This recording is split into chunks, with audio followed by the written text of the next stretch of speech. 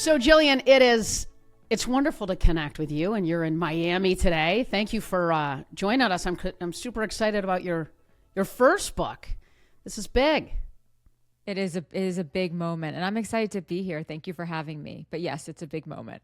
It is like birthing a child, isn't it? Right? Well, I mean, I've never birthed a child, but this did feel like a significant kind of birth. That's right. That's right. Well, now you have a little bit of a sense through this Yes. process, right?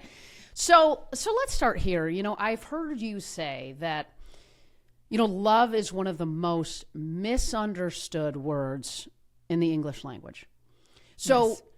I kind of want to start there. How do you define what it means to truly love someone and to truly be loved? Excuse me. Apologies, my phone is No, my guys can on cut that Do out, Not don't Disturb, but still ringing, so I don't understand why that's happening. That's Okay. always fun. You know, what it means to love, is that what you asked?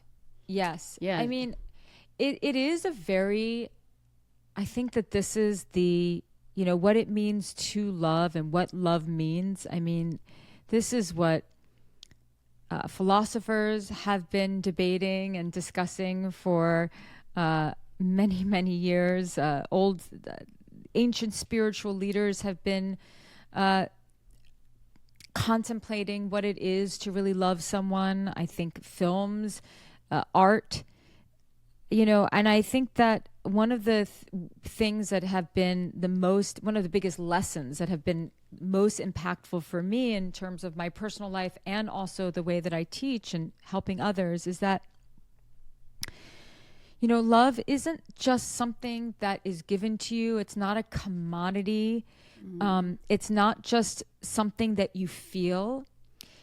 Love is something that lives inside of us that either is generated or it's not. In other words, it's always there, but we're reminded of love when there is this sort of external stimulus. Usually it's in the form of a human being that comes into our life and then wakes us up to that aliveness that we feel, and we're like, oh, this is love. Love is feeling connected. Love is feeling alive. But it's not just a feeling. It's actually a verb. And in the context of a relationship, if we're waiting to just feel love, because there are times where we feel very disconnected from love. If we're anxious, if we're depressed, if we're just in a low mood, if we're annoyed, if we're afraid, we have so many different emotional states that we go in and out of even in one day. That isn't love, right? Sure. So sometimes we don't necessarily feel it, but love is something that is not something that we just feel. It's something that we decide to give. And it's something that we decide to do. So many relationships end because they think, well, I'm not feeling particularly loving, so maybe I don't love this person anymore. Whereas love grows the more that we put love in action. Love grows when we're giving. Love grows when we're being kind. Love grows when we're being considerate. Love grows when we're being supportive. Love also grows when we're receiving that from someone else and allowing someone else to give that to us. So it's like you said, it's a very difficult word to define. But I think the most important takeaway is that it's not just a feeling, that it's also an action. And it's through the action of doing love that we generate the feeling of love. And you touched on the biggest reason they fail. But what have, in all the work that you've done, and you have such an incredibly robust following, community, and we're going to go all things into that, what would you say are the top 2 to 3 reasons that you have seen in all your work that relationships fail? Sure. So number one, and this isn't necessarily in any order, but number one is selfishness. So that what I mean by that is you don't have to be this terribly selfish, manipulative person to be selfish. Like you just have to be fearful to be selfish. Because when we are afraid that we're not enough for someone, when we're pushed to the edge of our insecurity, rightly or wrongly, in a relationship, we will become self-obsessed with our needs being met. And we don't actually think about, am I meeting this other person's needs? Now, it's interesting / complicated because I have worked with a fair amount of people who tolerate way less than they deserve, and the message that I'm trying to kind of anchor inside their physiology and their psychology is, this is not what love is, and you are not getting love from this person, and your needs are not being met. But overall, relationships end because people think, what am I not getting? And they don't ask the question enough, which is, what am I not giving? And that if you're in a relationship and it's someone who you love and it's not abusive or anything like that, there isn't some like very unique or intense circumstance around it. If you're unhappy, chances are they're unhappy too. And so and a lot of people, we get into relationships like, what am I going to get? What needs are going to be met? And we don't think enough about meeting the other person's needs the way that they need it. And so that's one way, selfishness. But another reason why is just simply a lack of understanding and lack of skill, because we're not taught this in school, which is like, since we're on the needs topic, we have to give someone love the way that they register love, not just in the way that is comfortable for us to give love. And yes, so yes. A lot of people will say, well, I gave this person everything, I was so giving, but you didn't really actually give them what they needed, right? So right. Because what really do they need is the question. Absolutely. Yes, right. So so it's selfishness, it's not understanding, it's not being skilled in actually how to give love in a way that another person needs, and lack of communication breakdown. Most relationships end because of a communication breakdown, because people don't know how to communicate with each other. They're withholding the truth from each other. What builds as a result of a communication breakdown is resentment. Once we're resentful of our partner, we are going down a very, very rocky road Unhealthy to hell path, with our partner. Right. Yeah. Right. Mm-hmm. Yeah.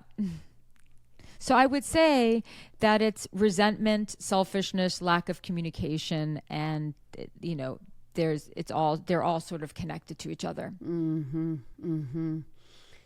So I want to dig into your book, which is, congratulations, as I said at the onset. It begins with you. 9 hard truths about love that will change your life.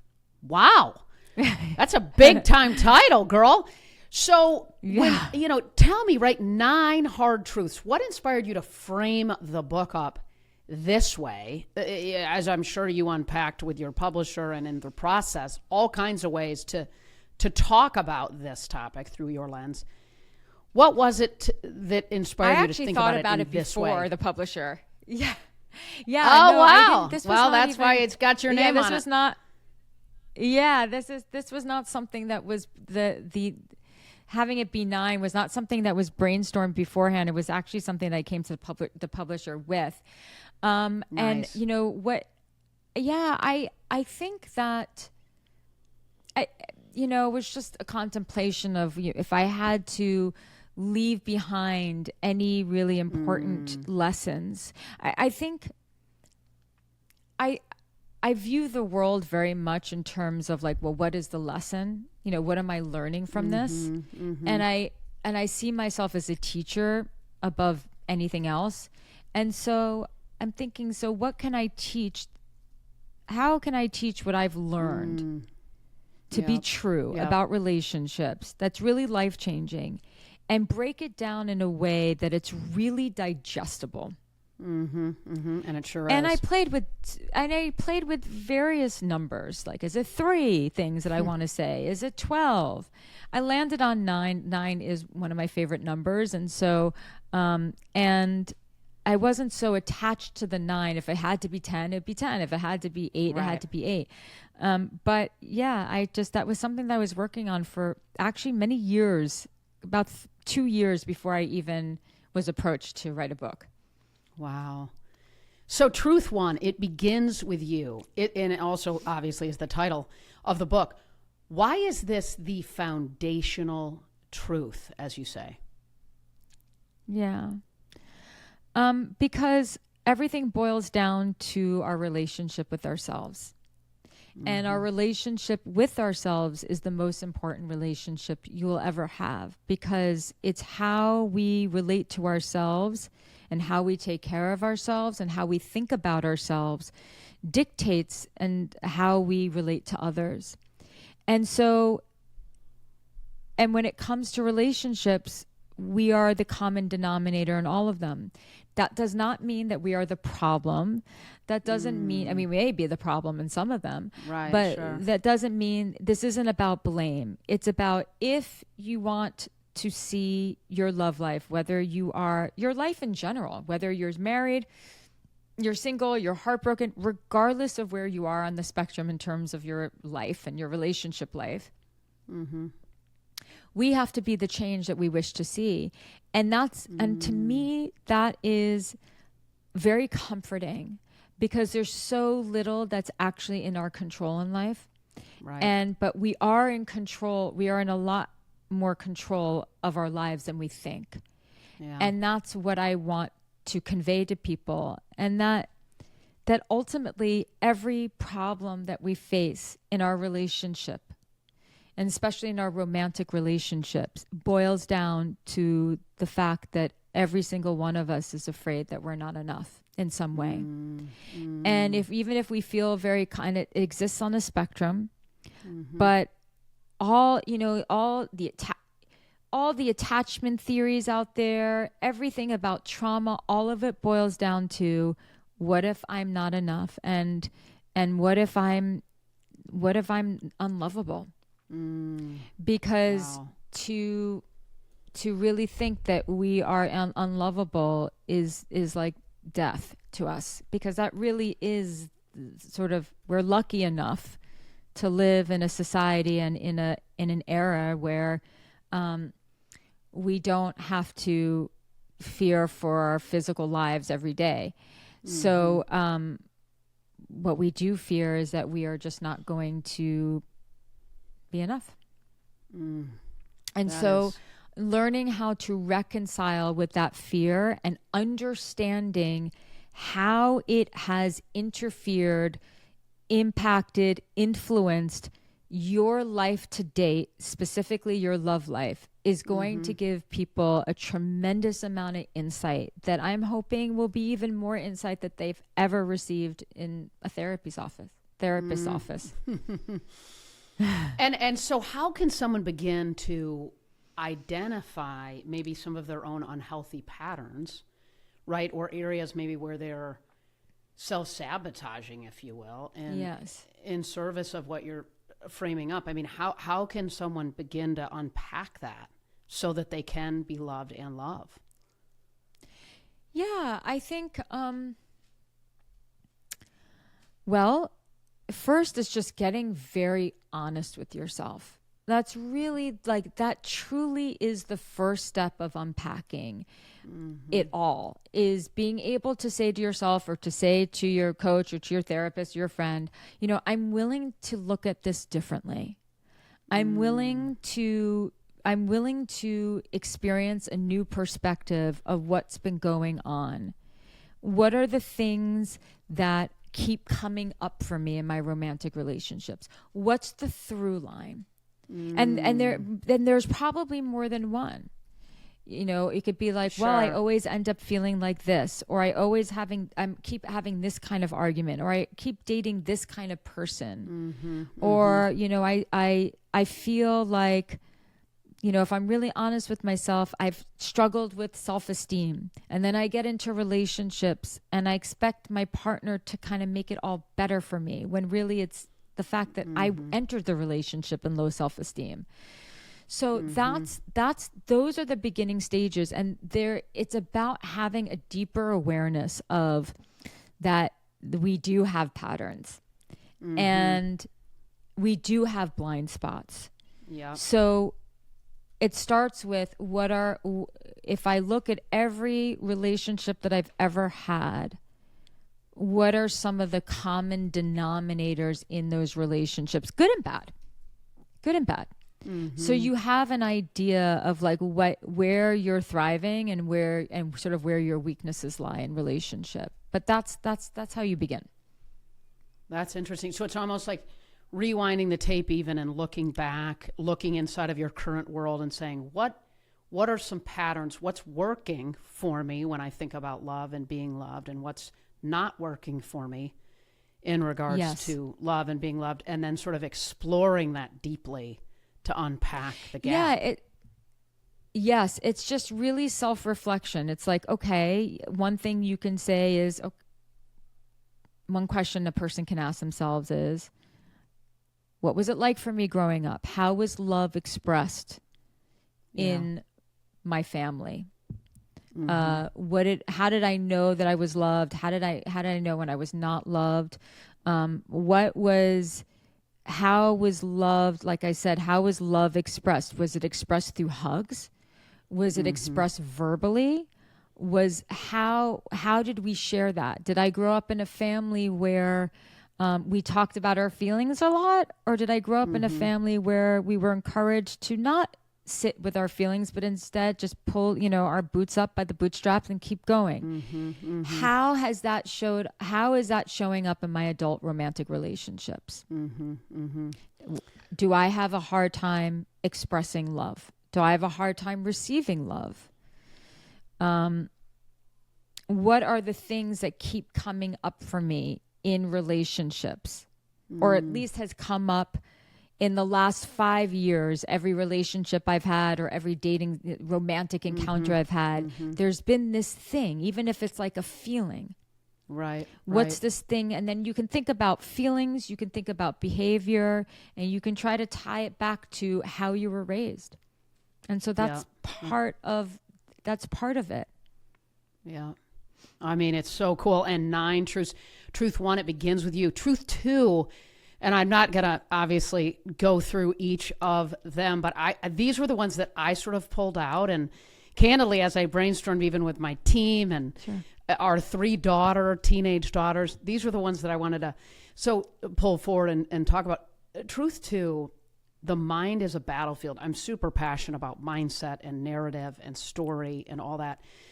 How do the narratives we create in our mind hinder us from healthy relationships and or to the truth, right? You sort of talk about it in the lens of it being a battlefield.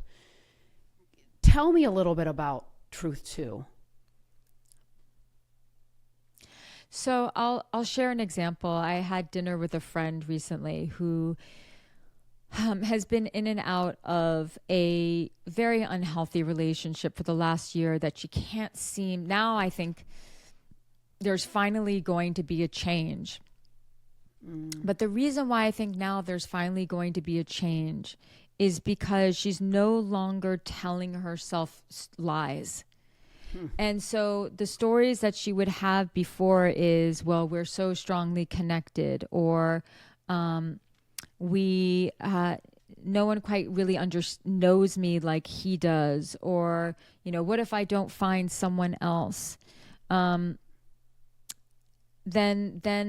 she would also tell herself stories like when they would break up, it would be, well, something must be wrong with me, or maybe I need to try more, or maybe it's because of my anxious attachment. When really what she wasn't actually seeing was the truth, which is that she was being terribly mistreated and she wasn't paying attention to her body.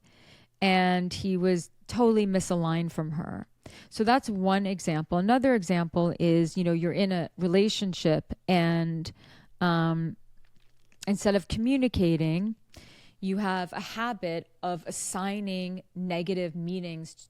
You have a habit of assigning negative meanings to things. So your partner does something that you don't like. Maybe it's like they just didn't clean up the dishes. So then you come up with a whole story. If they really love me, they would do this. So clearly, because they're not doing this, they don't care. And it's not them not doing the dishes. Yes, that's annoying. You can have your own beef with that for sure. Right. But it's not because they don't actually love you. And so we Right. get in our heads. We do this all the time. Someone Sure. doesn't call us back. Let's say it's a work thing. And then Right. we think, oh my God, they just don't care. They're just not doing their job. Maybe this has something to do with the fact that like I got off the phone with them pretty abruptly last week. So maybe they're pissed off, right? So this neurosis that happens when we get in our heads and we can really roll with it and create a whole story and a whole narrative that's actually not true. And it can be very tragic in the meanings that we deduce from it, like we're not enough. But also it's incredibly exhausting. And it impacts the way that we show up. And so all of a sudden then we're building resentment towards this person based on a story that we had in our head. And so we have to really be mindful of how the mind, which is referred to in ancient yogic texts as the monkey mind, how easily it can swing from branch to branch. And it's not designed to make us safe. It's not designed, yes, it is. Let me say that again. It's not designed to make us happy, but our mind is just meant to keep us safe. And so the more that we perceive threat, the more that we are in a bad mood, the more that we don't communicate, the more we get stuck in our heads. And it can become quite a battlefield. And so mindfulness is being able to say to ourselves, I'm in my head right now. I'm creating a lot of stories. I need to communicate instead, or maybe I need to go for a walk. But having that awareness of the capacity of the mind to really mess with us. And so we have to train our minds to have a particular mindset so that we can have some psychological resilience. Sure. And also give people the benefit of the doubt sometimes. Yeah. How do you, what are the one or two first things you would tell somebody to get out of their heads, right? To get the knives that are flipping around in your head that are not taking you where you need to go, leaving Mental you stuck. gymnastics. Totally. Right. Yeah. I mean, how do you shift the mindset when it's not serving you candidly or probably them? Just because they didn't empty the dishwasher doesn't mean they don't love you, right? Like, yeah. Let's get out of the head on that. Right. Yeah. Step one, you take a deep breath. Always. It is always the breath that needs to be used to create more space between each thought. And when you exhale and you really honor that breath, there's a lot of surrender that happens on an exhale. Especially when you do it mindfully and consciously. So you have to let go and exhale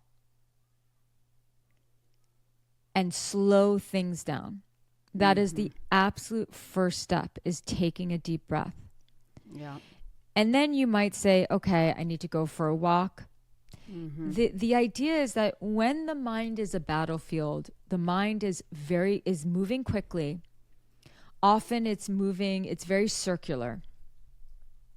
And like we said, mental gymnastics. So there's just a lot of movement. So you want to do something with your physiology, with your body, so that you can relax. Sure. Change your state. And come back. Yeah. Change your state and come back into a more conscious, in a more conscious state, honestly, in a more rational state. So that's a real first step. But then it goes deeper. Then, especially when you're trying to really break this pattern, and I love the work of Byron Katie, it's asking yourself questions like, is this really true? Right. Am I seeing this clearly, or am I not in a great mood? Am I seeing this clearly, or am I hungry? Am I seeing this clearly, or do I have a lot of pent up resentment?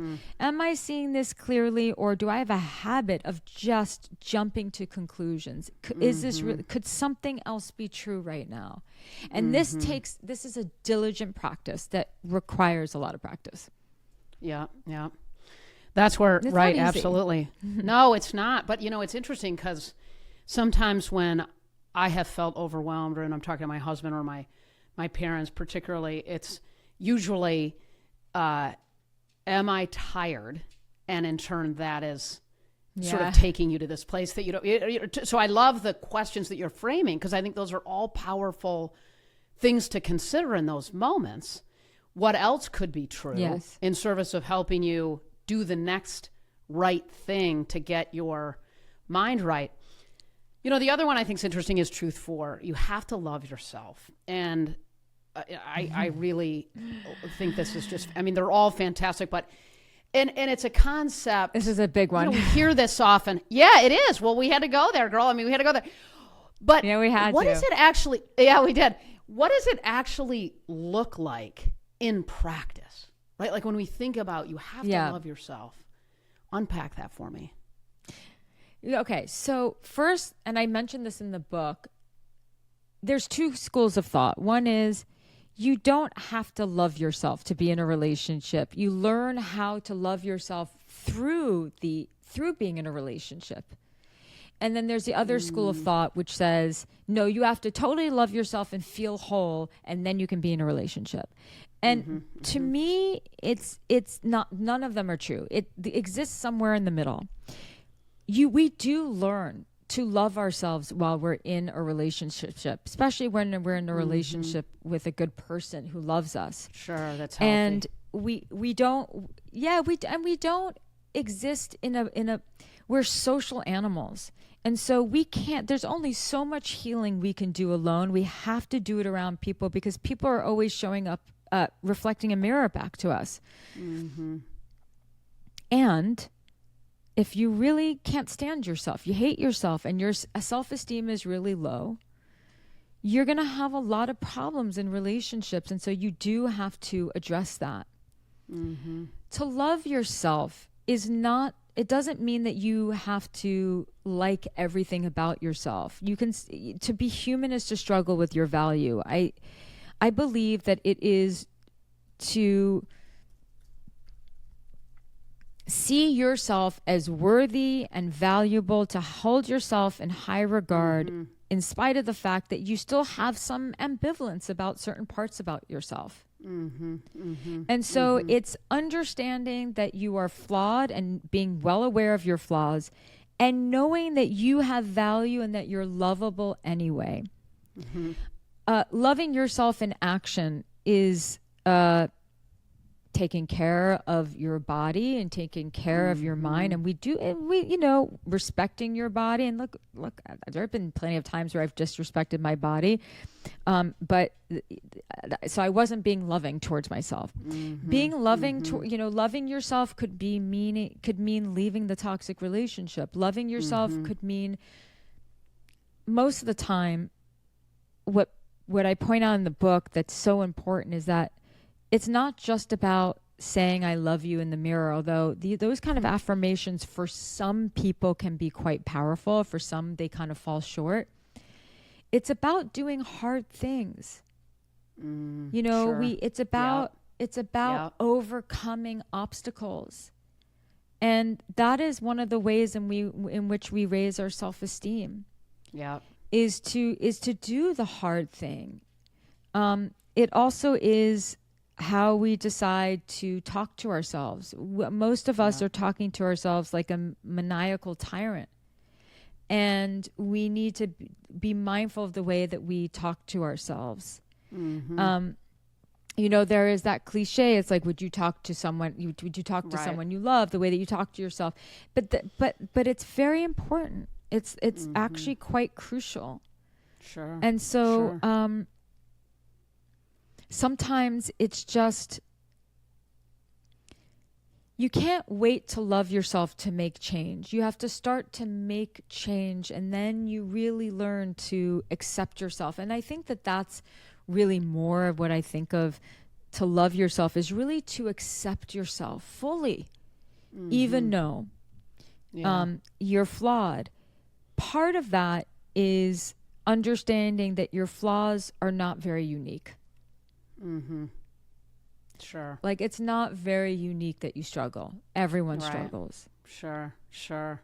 Sure. And I think that, when we really struggle to accept ourselves, it's not a guarantee, but there's pretty convincing evidence that a lot of people, not all, will get into relationships where other people are not accepting them either.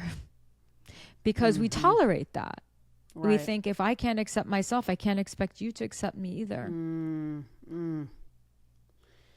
Well, it's interesting because what you said, right, relative to, do you have to love yourself first, or how, sort of that order, and it's somewhere in between. What do you? How does somebody who sort of keeps maybe going back, that the friend that you referenced, because they've got to get to a place where that confidence is enough to step out, right? Which is a hard thing to do, but confidence comes through action, right? So it's an interesting place to be in, right? There's maybe a lack of the confidence to step out of an unhealthy relationship, and or even maybe have a difficult conversation. So you're in this cycle. What have you found to be the most sort of common tools or tactics of where somebody could start, right? If they sort of keep feeling this magnet back to this unhealthy relationship, and they know cognitively, right? Like, this is not the best version of me when I'm in this, right? This is not who I really even find that is making me better, or that I'm maybe even making better. Because it's a vicious cycle, right? And it's sad. I'm sure you see this. This is so much of the work that you do, right? Like, where do they start? They start with accountability and seeing that this is something that they're choosing. I mean, if you have a pattern of always being in these sort of chaotic relationships, you're seeking out the chaos. And so you want to be able to really explore that within yourself. There's part of you that likes the drama. You like the uncertainty of it. You like the danger of it. And it starts with exploring that this is something, there's something inside of you that's wanting this, that's participating in this. And then we have to look at a person's beliefs. Maybe their belief is, I'm not going to find anything better. Or, no one else will love me. So our beliefs will keep us in an unhealthy relationship for sure. Or just being afraid to being alone. The fear of being alone. The uncertainty of it. I mean, obviously, there's so much nuance to this, because you could have children with this person. You couldn't have, it could be possible that you don't have the finances, but let's just say you don't have kids with this person. You don't need them financially, but why do you keep going back? It does really boil down to a person's self-worth, and it boils down to their beliefs. And that some of their needs are actually getting met in that relationship. Right. And maybe because as much as that person can't let the other person go, the other person's not able to let them go either. And that is a boost to our ego. No, but that's interesting, because it is serving you or them for a similar reason. It's serving you somehow, or you wouldn't be in it. It is. Yeah, exactly. So it's serving you somehow. It's serving you somehow. but not in a way that is healthy. So it's about identifying what needs am I getting met by this, even if it's just like not how this is not how I want my needs to be met. Do I feel significant to this person? Is it better than being alone? Do I choose this uncertainty versus the uncertainty of being alone? Is there something in my life that I have not been addressing? And the more that I participate in this relationship that takes up all my psychological, spiritual, physical, emotional energy, am I using that as a very convenient distraction from looking at the thing that I really need to face in my life? Almost always that's a component to this. Yeah, it is. That makes sense. What advice do you have for approaching tough conversations that maybe you've been avoiding in a relationship, but we know that tough conversations are needed in relationships, and obviously with love? What advice do you give to people on where to start? Because it's so important. Yeah. Well, you start with, hey, I'd love to talk to you about something. I'd love to chat with you about something. Let me know when you're free. You don't want to say we need to talk. That immediately makes it so that the other person wants to avoid you completely and entirely. Interesting delineation, but it makes so much sense. Totally. Yeah, right? Yeah. And then when you sit down and you say, this isn't the easiest thing for me to say, and, I want you to know that I love you, but it's not even a but, I feel like we could be doing better in this area. So you immediately make it a we instead of an I or a you. Mm-hmm. Yeah. I care so much about us, and I feel like we could be doing better in this regard. Mm-hmm. What if you're walking into that difficult conversation and really you want to end it? I know, because I was just going to say it depends on what the difficult conversation is. Right. Well, I mean, honestly, there's nuance there. Yeah, there is. I mean, I don't know that I've ever really talked about this on my podcast before, but I moved down to Atlanta in 1993 to get into the sports marketing business, and met this really remarkable group of people and guys and gals and this community of just wonderful people. And I started dating this guy, and then a couple years later, and then dated a different guy. And long story short, I dated this guy for like 6 months, and then we got engaged, which was, and I was probably, I bet I was like 24, maybe 25. And, and I just remember calling my mom after about 4 or 5 months and saying, Mom, I don't really think this is right. And she said, well, what do you mean? And part of it had been we had gone and been with my parents and my brothers.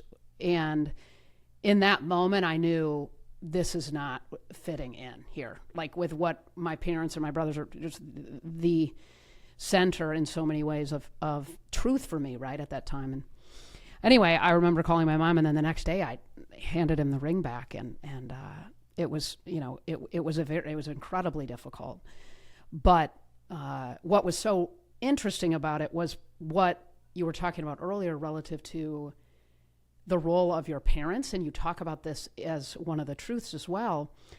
I came from a family, my mom and dad have been married for over 50 years, just an absolutely incredible marriage to what you said earlier, two remarkably unselfish, kind, loving people. And so when the relationship kept getting kind of complicated, that was the most common way I could even talk about it. I was like, this is just not, I don't understand this. Like, this is just really complicated, and there really shouldn't be complicated because it's, you know what I mean? There's no houses and cars and kids and jobs and money and none of it.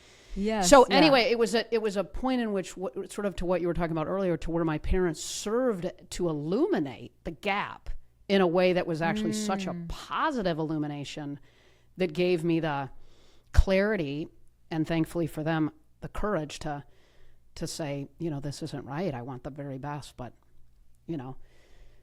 which takes confidence. It takes clarity. It takes a lot of those things. But I'm curious. I have no idea if I did it right or not.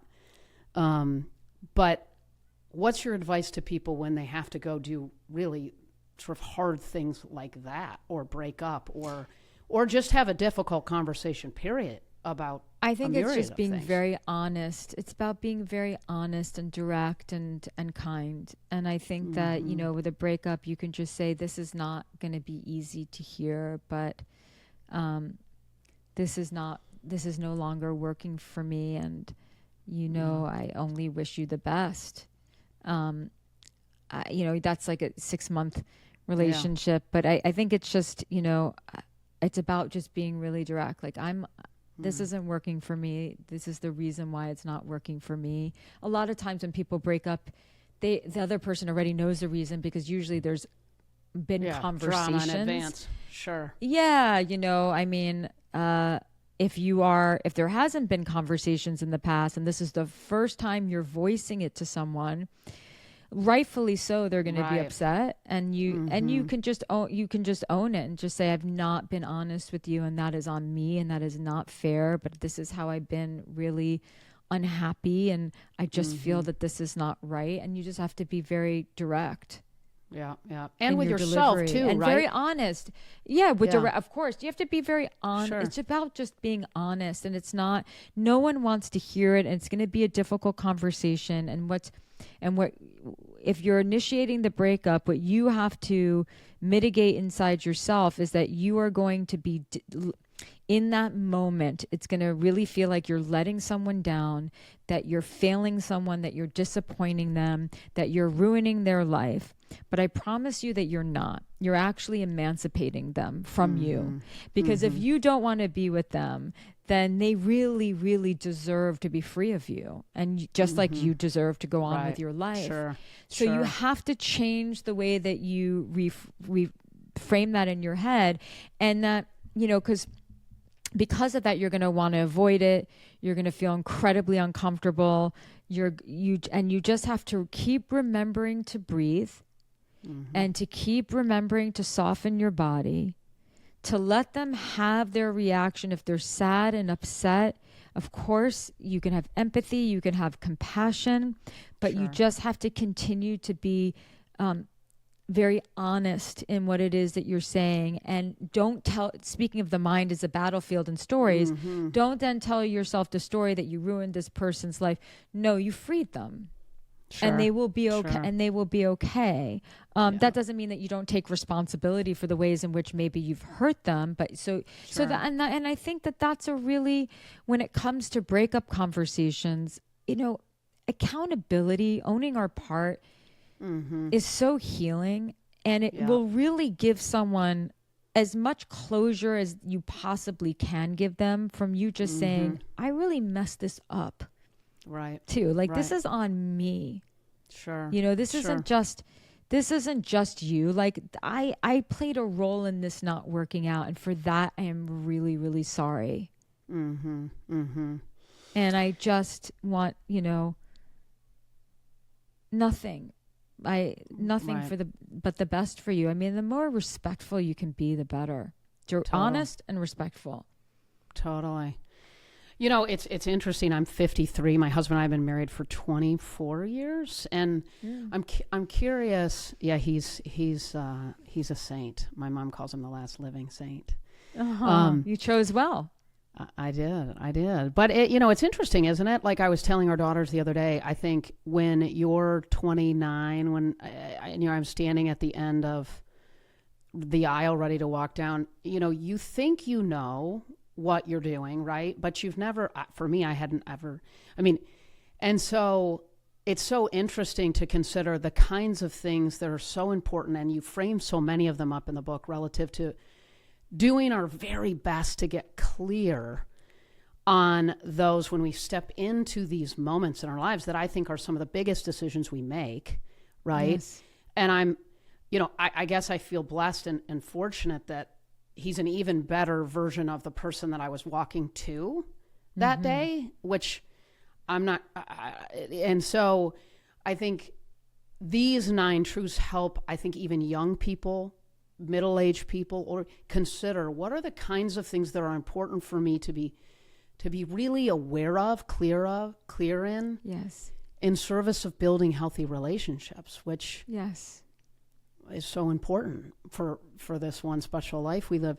But it makes me think, Jillian, dating from a 53-year-old, we have 3 teenage daughters. I mean, it is a different world. Like, get me inside of, what do you tell these, this phones and social media, you know what I mean? Like, it's totally, when you broke up with somebody 30, 40 years ago, right? It was like, boom, they didn't have to call the house anymore, talk to mom and dad, get you to go, right? Totally. They didn't have to come to the house and pick you up. It's a whole different deal. And they're not like watching your stories on social media. It's a disaster. It's crazy. Yeah, it's a disaster, actually. What's your take? What's your top 3 advices for moms and dads out there, and for, candidly, me, as you think about young kids navigating their love and relational life in this day and age? Yeah, I think that this goes for boys and girls, but very specifically for teenage girls. Teach them the importance of valuing themselves and what that actually looks like. And you do that by, modeling that behavior, but to really respect themselves and to follow their dreams, not their boyfriends or their girlfriends. This is not the time to stop your life for a mate. This is the time to build your community and figure out what makes you happy in life, and to develop the self. And that I really think that the most important lesson that parents can teach their child is how to handle rejection. And that if someone rejects you, that is not an invitation for you to chase them or try to prove your worth to them. It is not a reflection of you as a human being, and that instead, rejection, and it's not trauma, it's a part of life. Sure. And so to get really clear that so there's that, and the most important criteria, there's obviously more things that go into choosing a mate, a partner, a boyfriend, or girlfriend, if you're talking about teenagers. But the most important thing is choose someone who's very nice to you. That's cool. Sure. And you think that that's kind of like obvious, but not so much, because a lot of people and younger folk will date people who are not that nice to them. And that is, and you have to really make that the strong criteria. Learn how to value yourself.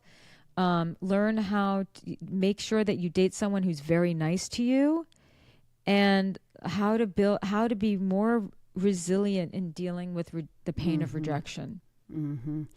And beliefs and core values, faith, spirituality feels remarkably important as well to have at the center of that.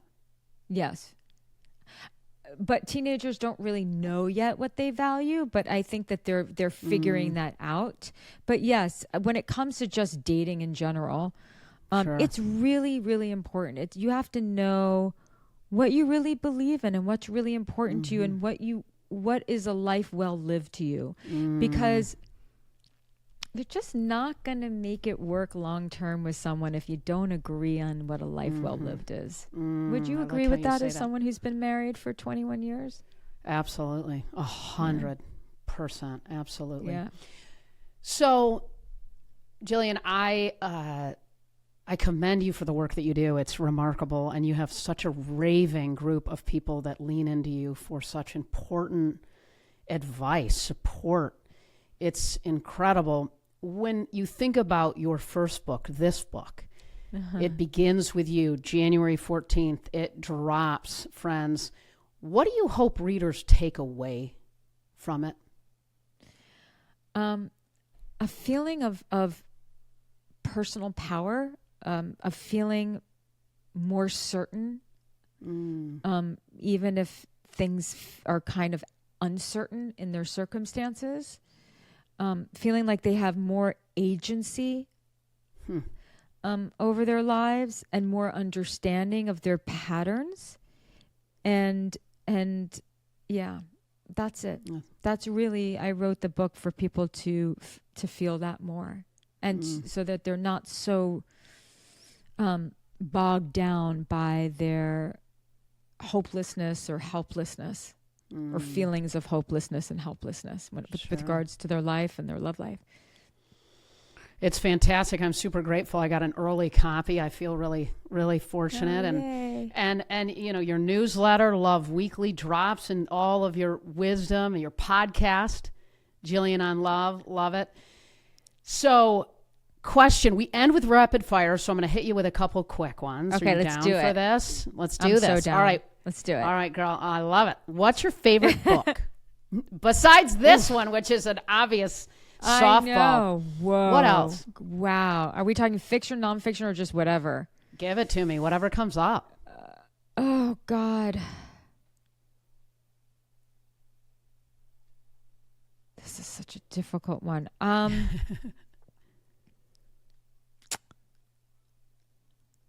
There's like so many swirling in my mind. Well, you can rattle a few off. We can cheat. Yeah, let me rattle a few. I think fiction-wise, I really, really love anything John Steinbeck. And I love anything that's about a vampire. That's just a little fun fact about me. Not what I expected to hear, but Not all what you're right. expecting. Exactly. That's all right. I love When Things Fall Apart by Pamela Children. I love Awaken the Giant Within by Tony Robbins. I love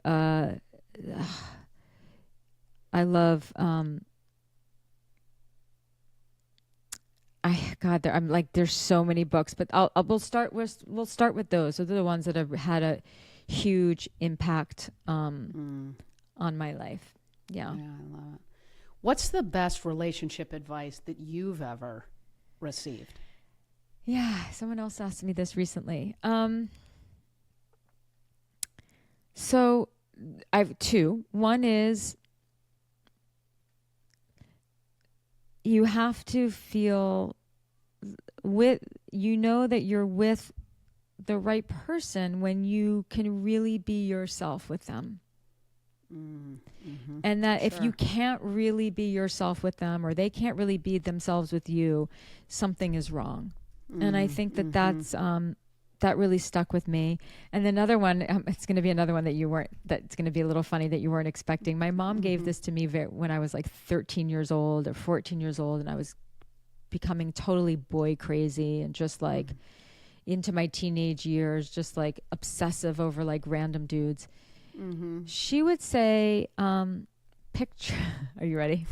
I'm ready. I'm dying. I'm dying over here. Hit me. She would say, picture him on the toilet. Oh. And the reason why is because, and I thought that this was, I still to this day think this is great advice, because we tend to forget that they are a human being. And we think when we get obsessive about someone, we tend to put them on a pedestal. And when your self-esteem is not quite where it should be, the danger is that you put them on a pedestal, which means that you're beneath them. And when you picture them on the toilet, you're very much reminded of the fact that they are just like you. That's solid. Go mom. And Go what mom. I mean, and you would never and look at you now, girl. I know. It actually did work. Like when I was younger, I would think about it, be like, oh, okay, yeah. Like first of all, gross, and second of all, like, but it could like cut through the obsession. Totally. Yeah. Yeah. No, I mean, I have a visual right now, and the obsession is vanishing as we speak. No, I'm just kidding. Probably, it's not the fun. I know everyone's now going to be picturing their spouse or their partner on the toilet and not want to have sex with them tonight. Okay. Oh, that's awesome. All right. So last one. In the last year, what new habit has most improved your life? Oh,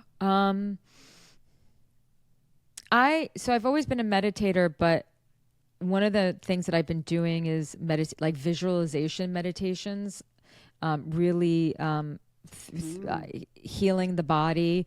Some Joe Dispenza work of like deep visualization of moving through the chakras, which is just the energy centers in the body, so that you can find more like cohesiveness. So that, and I've started tapping. I don't know if you've ever heard of Yeah. like Oh, emotional yeah. freedom. Totally. Yeah, Sure. I'm loving both, and I found them to be very helpful. Yeah. No, you're a yogi. I'm a yogi girl. I got that. All right. So Yeah. last one. The show's called Game Changers. So my last question: who or what is a game changer who inspires you and why? Who is a game changer who inspires me and why?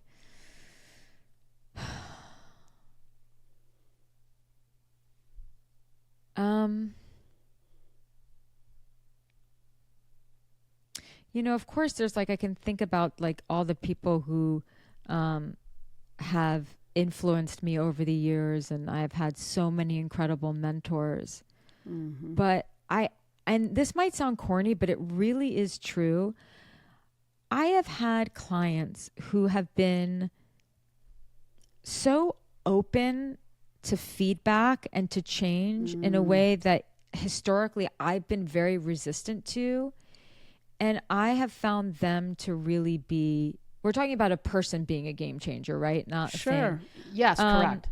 Yeah, I have found that it's really important to surround yourself and to be around people who are doing things that you've been too afraid to do yourself.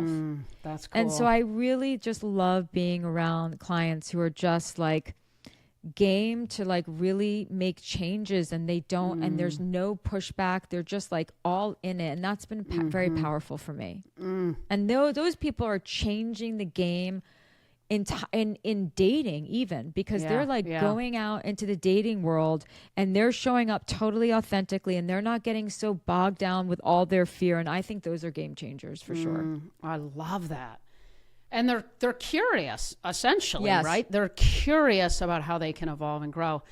Yes. Jillian, this is so cool. I'm so happy for you. So Thank just you. proud of what you've accomplished and what you're putting out into the world that I know are going to impact so many people's relationships, lives, and even their families' lives. I mean, all of it. It's so deep and wide, the work that you do. It begins with you, January 14th. Congrats so much, Jillian. This is awesome. Thank you. Oh, thank you so much for having me. I appreciate you.